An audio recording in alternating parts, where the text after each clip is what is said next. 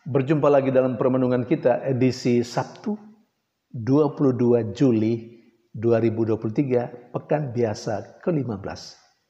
Hari ini Pesta Santa Maria Magdalena. Bacaan-bacaan liturgi hari ini, bacaan yang pertama dari Kidung Agung, bab 3 ayat 1 sampai 4a, dan bacaan Injil dari Injil Yohanes bab 20 ayat 1 ayat 11 sampai 18. Kedua bacaan liturgi hari ini menggambarkan kepada kita semua tentang orang kudus Maria Magdalena yang dipestakan hari ini. Seperti apa pribadi Maria yang digambarkan menurut bacaan-bacaan liturgi hari ini? Mari kita lihat. Bacaan pertama dari Kidung Agung dilukiskan dengan sangat romantis. Bagaimana seorang mempelai mencari jantung hatinya. Dia mencari dan mencari sampai menemukan. Dan ketika menemukan jantung hatinya, dia memegangnya dan dia tidak pernah melepaskannya. Memang Kidung Agung dikenal dengan sebuah kitab yang melukiskan hubungan antara Allah dan manusia, diibaratkan dengan hubungan antara suami istri. Dan lukisannya sangat romantis. Dan apa yang dikatakan dalam bacaan pertama hari ini dari Kidung Agung juga digambarkan secara sangat romantis. Seorang mempelai mencari jantung hatinya. Cerita tentang seorang mempelai yang mencari jantung hatinya sampai menemukan, dan ketika menemukan memegangnya dan tidak pernah melepaskannya lagi. Itu bisa mengungkapkan tentang pribadi Maria Magdalena. Maria Magdalena adalah salah satu perempuan yang menurut catatan penginjil,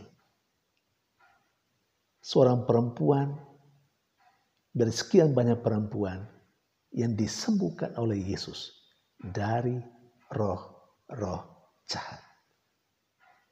Peristiwa penyembuhan yang dilakukan Yesus menjadi awal mula Maria Magdalena mengenal Yesus secara pribadi, dan lebih dari itu jatuh cinta pada Yesus. Karena itu banyak penginjil yang lain juga menegaskan setelah Maria disembuhkan dari roh-roh jahat oleh Yesus, dia menjadi murid Yesus. Bahkan dia disetarakan dengan para rasul. Ketika Yesus mengalami penderitaan,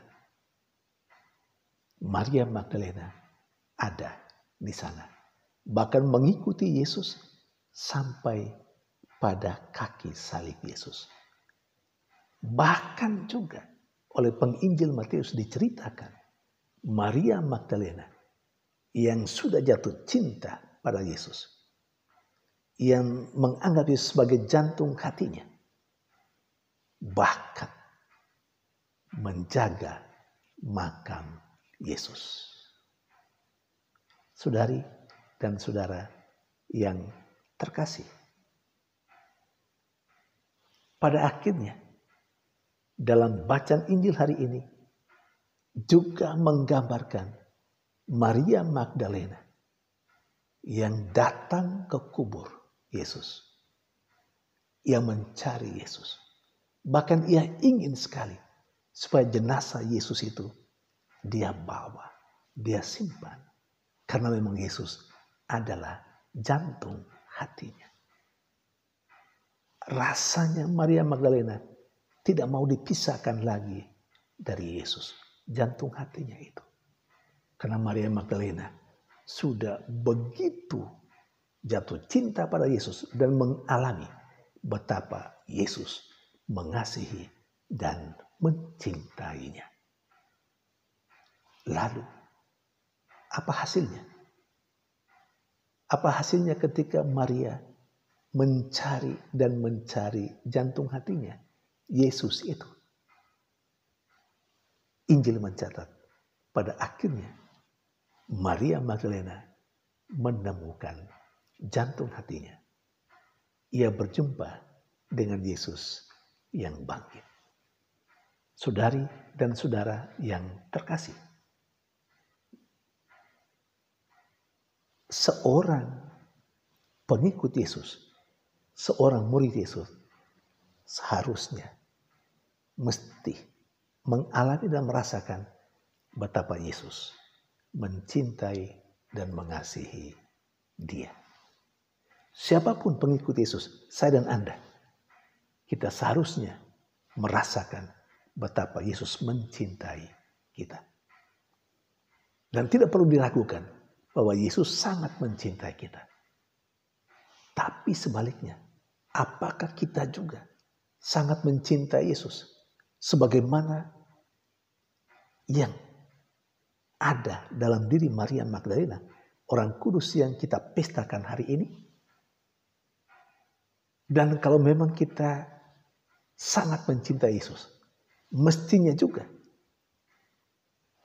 cirinya sebagaimana yang terdapat dalam pribadi Maria Magdalena juga ada pada kita, ditemukan dalam diri kita, yakni ada kerinduan untuk mencari dan mencari Yesus.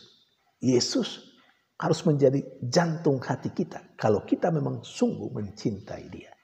Dan karena Dia adalah jantung hati kita, kita mesti terus mencari dan mencari dalam kehidupan ini, mencari sampai menemukannya. Dan kalau kita sudah menemukannya, kita memegangnya dan tidak mau melepaskannya lagi. Apakah ada tanda seperti itu? Kita yang paling tahu seperti apa cinta kita pada Yesus. Tetapi menurut contoh dan inspirasi yang dijumpai dalam pribadi Maria Magdalena, tanda, bukti bahwa kita mencintai Yesus mesti nampak dalam kerinduan hati kita untuk selalu mau bertemu dengan Yesus dalam kehidupan kita. Saudari dan saudara yang terkasih, bagaimana caranya kita bertemu dengan Yesus? Tapi sebelum kita bertemu dengan Yesus, apakah kita mempunyai kerinduan untuk mencari Yesus sampai menemukannya dan tidak mau melepaskannya lagi? Kita seringkali berkata dalam kehidupan kita sibuk sekali. Kita tidak punya kesempatan untuk berdoa. Kita tidak punya kesempatan untuk ke gereja malah. Kita tidak punya kesempatan untuk baca kitab suci. Malah dalam bulan-bulan tertentu atau dalam bulan kitab suci, kita malah takut datang dalam pertemuan kitab suci. Lalu kita tidak datang. Ya, bagaimana kita mengatakan bahwa kita mencintai Tuhan? Kenapa? Melalui doa, melalui aktivitas rohani, melalui permenungan kitab suci, kita sesungguhnya sedang mencari Tuhan dan berjumpa dengan Tuhan di sana. Tapi kita enggan melakukan itu. Kita malah tidak mau peduli dengan itu. Dan itu menjadi bukti. Kalau kita melihat dalam kacamata pribadi Maria Magdalena yang kita pestakan hari ini, maka kita pasti tidak jatuh cinta pada Yesus dan tidak mencintai Yesus dengan sungguh-sungguh. Kita malah mengabaikannya dan kita tidak menganggap Yesus sebagai jantung hati kita yang membuat kita memiliki kerinduan yang mendalam untuk berjumpa dengannya. Yesus sekedar lewat dalam kehidupan kita. Yesus juga mungkin bukan apa-apa dari kita. Karena itu kita mengabaikan dia. Ketika kita mengabaikan doa-doa kita, pribadi kita, doa-doa pribadi kita. Ketika kita mengabaikan perayaan Ekaristi. Ketika kita mengabaikan banyak hal aktivitas rohani. Ketika kita mengabaikan untuk membaca kitab suci. Kita sungguhnya tidak pernah mau mencari Tuhan. Apalagi mau menemukannya. Saudari dan saudara yang terkasih. Semoga pesta Maria Magdalena hari ini memberikan kepada kita semangat yang baru untuk melihat Yesus sebagai jantung hati kita yang harus selalu kita cari dalam keseharian kita dan kita cari sampai menemukannya. Ada begitu banyak sarana yang diberikan kepada kita yang ada dalam keseharian kita. Sarana yang bisa menolong kita untuk berjumpa dengan jantung hati kita, dengan Yesus itu. Bagian terakhir saya sedikit mau menjelaskan kepada kita sekalian tentang pesta hari ini. Sebelum tahun 2016, Maria Magdalena itu orang kudus yang diperingati menjadi peringatan wajib secara liturgi Katolik. Tetapi pada tanggal 3 Juni 2016 yang lalu, Paus Fransiskus mengubah itu. Tidak lagi menjadi peringatan dalam urutan liturgi gereja Katolik, tetapi ditingkatkan menjadi pesta. Maka hari ini adalah pesta Maria Magdalena. Nah, ketika secara liturgis Paus mengangkat Maria Magdalena bukan lagi peringatan wajib tapi pesta secara liturgis, itu berarti Paus menyetarakan kedudukan Maria Magdalena dengan para rasul. Karena biasanya para rasul itu selalu secara liturgis itu pesta.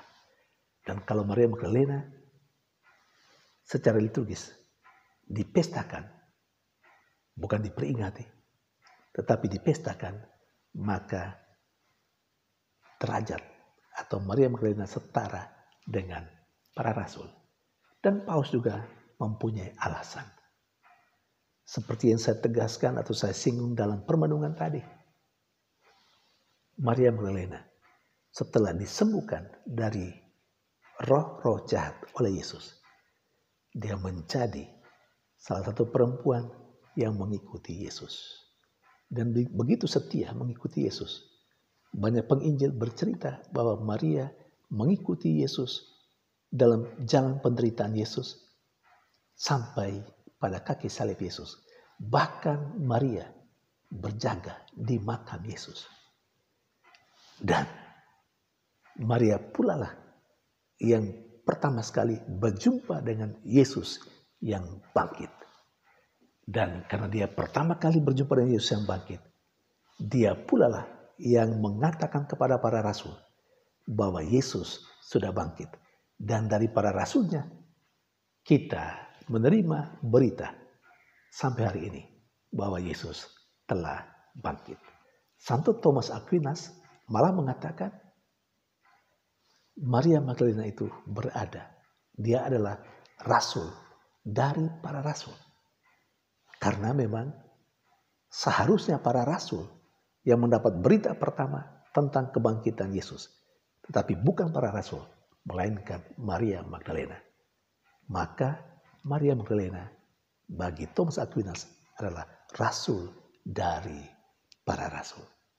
Saudari dan saudara yang terkasih, kita secara liturgis bukan lagi memperingati, tetapi memestakan Maria Magdalena hari ini. Tuhan memberkati.